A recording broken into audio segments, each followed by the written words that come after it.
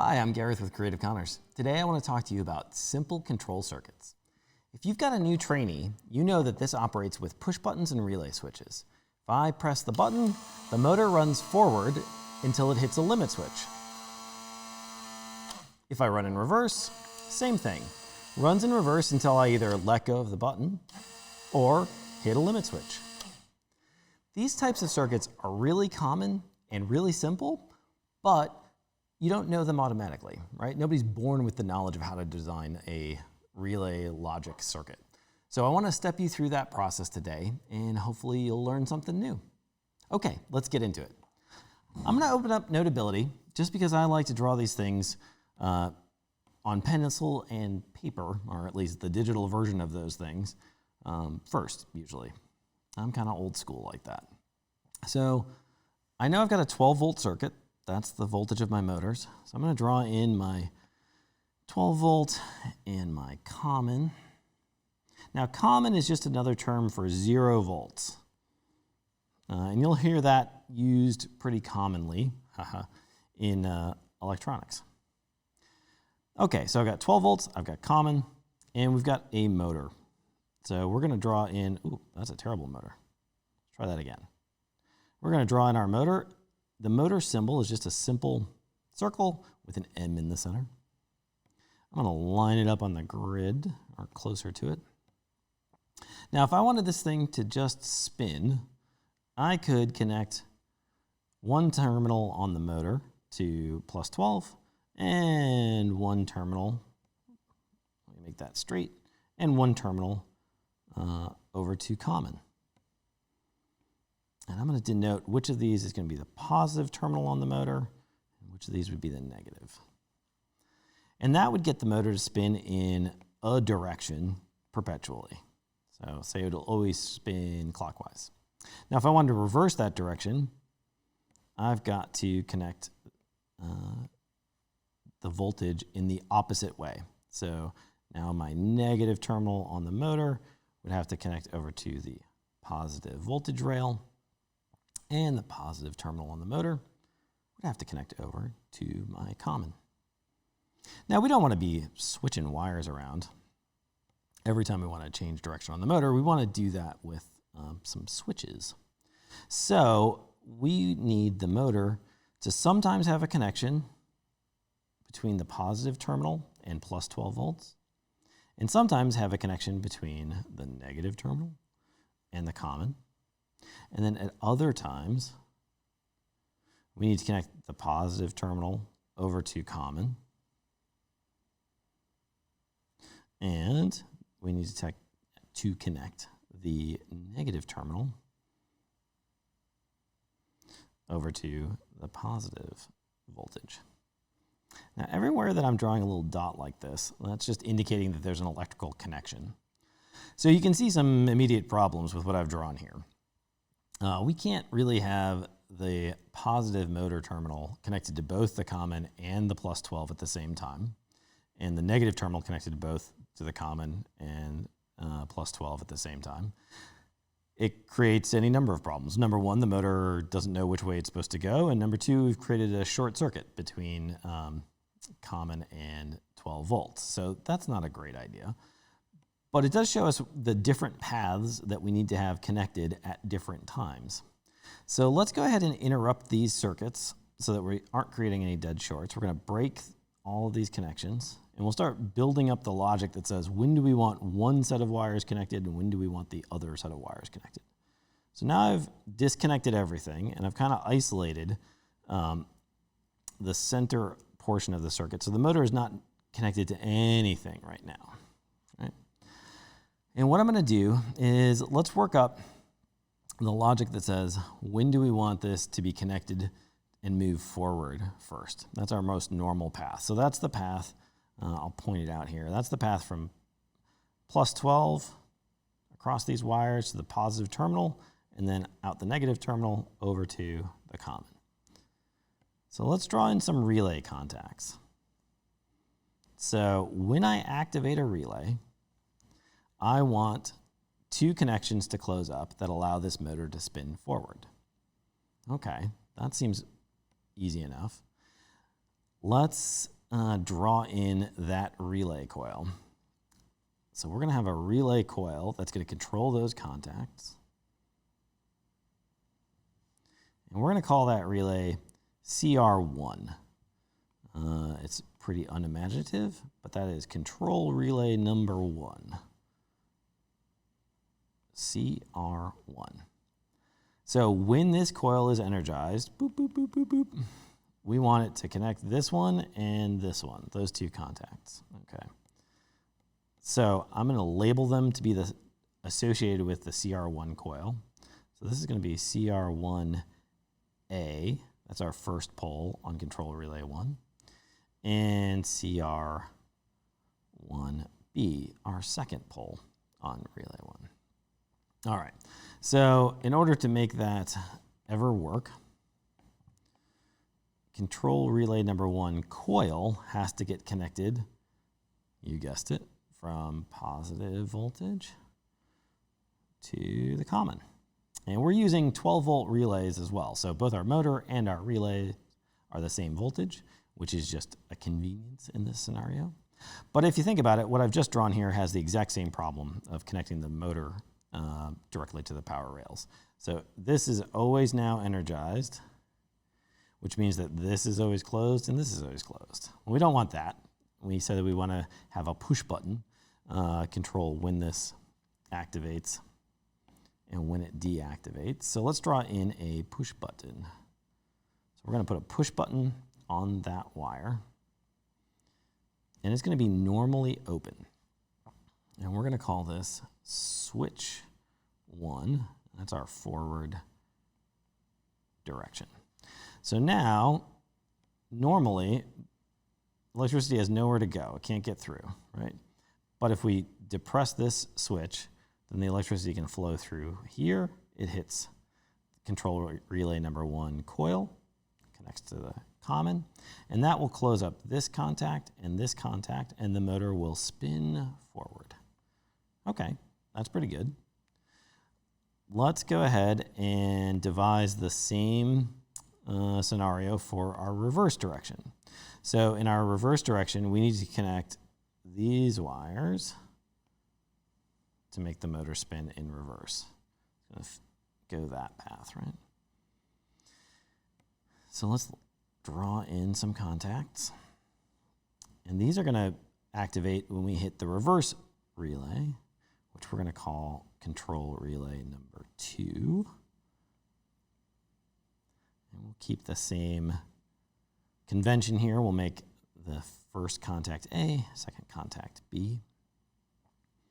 And that's going to be control relay 2. I'll just copy this whole shebang on down. Like that. And we're just going to relabel this because it's not the forward anymore. So that's control relay 2, and that's our reverse switch. And likewise, if we, I forgot my connections here. Let's draw those in. If we push down on the reverse switch, then we will allow current to flow through control relay number 2. That's going to close up our contacts here and allow the motor to spin in reverse. Pretty simple, right? Okay. But we have one more challenge. Well, we have a couple more, but I like to pretend like there's only one more challenge. That keeps me going through the day. We have one more challenge here. We want the forward circuit. Yes, it wants to work when you press the button, but you need to be both pressing the button and we don't want to be on the limit switch. So basically, if I press this button, I just erased everything instead of laser pointed. If we press this button, we want it to keep running forward until it hits a limit switch. So let's put our limit switch in that will interrupt the relay coil when it's struck. So I'm going to erase part of this line. So right now, nothing can get through, so that forward circuit wouldn't work at all, but we're going to put in a normally closed limit switch. And that's the symbol for limit switch, which kind of shows you that this thing, when it gets hit, will open up and no current would flow through. So normally, if nothing's contacting the switch, energy is going to flow through here. If you have pushed down the push button, we'll activate the relay. If you so two conditions have to be true. It's kind of an and circuit here. So both the relay has to be deactivated and you have to be pushing down the forward push button switch. These are in series, makes them an and logic. Okay, and that's going to be our forward limit. Let's do the same thing for reverse because we want the same behavior.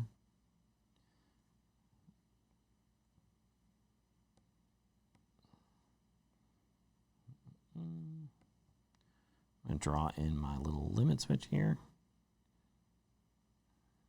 And we'll label it reverse limit. Great. So now we've gotten pretty far here. So now if you press the forward button, CR1 activates, drives the motor forward. Same thing, reverse. If you press the reverse button, that'll activate CR2. If CR2 activates, then we open up this current path on the motor to spin it in reverse. Great, we're done, right? Well, not quite. So what happens if we were to, say, press both forward switch and reverse switch at the same time? Well, right now, there's nothing preventing CR1 and CR2 from activating at the same time and then running the motor. Well, it wouldn't run the motor, but it would be trying to run the motor both forward and reverse at the same time. And we would also be closing up this switch and this switch, which would create a dead short on our power supply. And similarly, this switch and this switch create a dead short on our power supply. That's not good. Okay, so instead what we want to do is we want to make it such that control relay number 1, its first pole, is fed from control relay number 2. But it wants to be fed from control relay number 2 only if control relay number 2 is not activated. So if we connect control relay 2C, our last contact on the relay, through its normally closed path, then it will supply voltage to control relay 1A. But if control relay 2 opens up, if control relay 2 opens up, then control relay 1 can't be run. So as soon as you press the reverse button, forward can't get any voltage. And we're going to do the same thing for the reverse direction, where reverse only works if forward is not activated.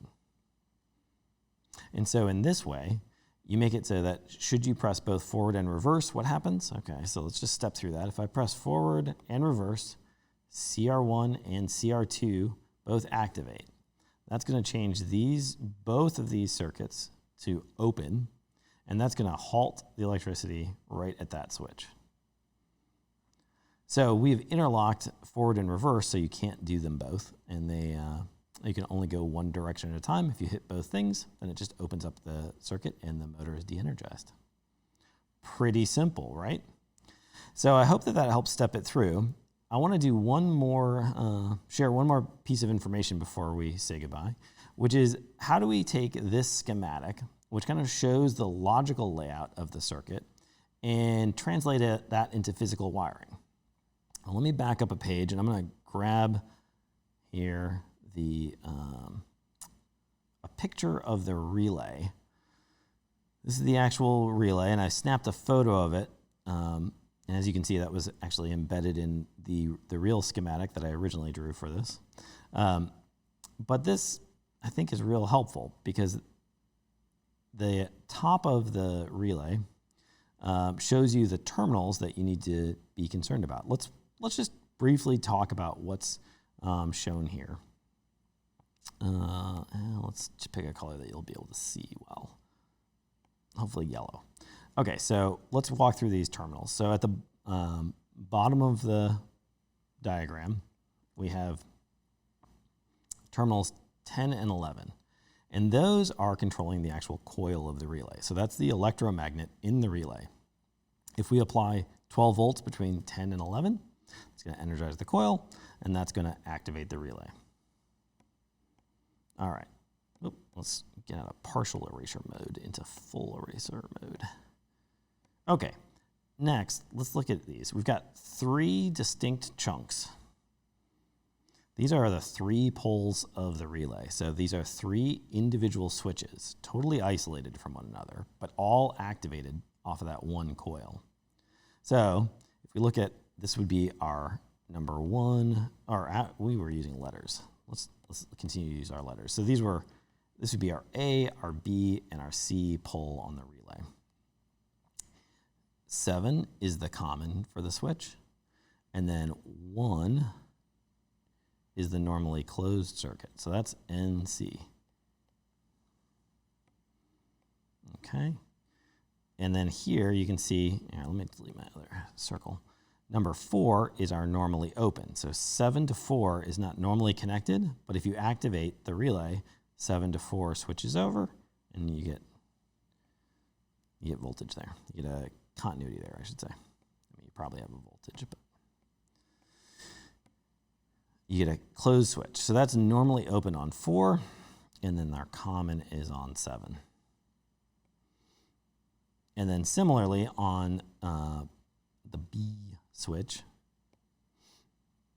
we've got our common this time on pin 8. 5 is our normally open, and it looks like 2 there is our normally closed. And then let's just do the last one here. So common is 9 on C, and then normally open is 6, and normally closed is 3. Cool. All right. So with that information, we can kind of write down the pin numbers onto our schematic, which will help us when we go to actually wire this thing up. So if we look at the C pole, right? So we are interested in the C pole, and that's a normally closed circuit. So C is here, and we've got pin 9 is the common, and pin 3 is the normally closed contact. So let's just transfer that over. 9 is where the voltage comes in, and then 3 is the output of the normally closed. And then we're feeding into an A pole. Right? So that's our A pole. And their common is 7, and it's connected to our normally open. Boy, that looks like I wrote normally closed twice, doesn't it? Let's just delete that. Normally open. There we go. And so that's going to be, we'll transfer those numbers over. So we've got, once again, so on our common here, we've got 7. And then our normally open is 4. So 7 and 4. Okay, and we'll transfer this to the rung below because those are the same layout, just on different switches. And then last, but certainly not least, we've got our B pole that we have contacts from. And there the common is 8, and the normally open is 5. 8 and 5, 8 and 5, great. And then let's just mark our poles too. So I'm sorry, not our poles, our coils, I should say. So our coils are 10 and 11. So we'll use 11 and 10. Great. And that, we'll shrink our picture down here and stick it up in the corner so it doesn't get in our way. And that shows you how to transfer the terminal labeling from a relay over onto your schematic to make it easy to wire. And that wraps it up. That's all I really wanted to show you today. But I hope that helps a little bit, stepping through the process of designing a simple circuit. And we'll catch you next time. Thanks.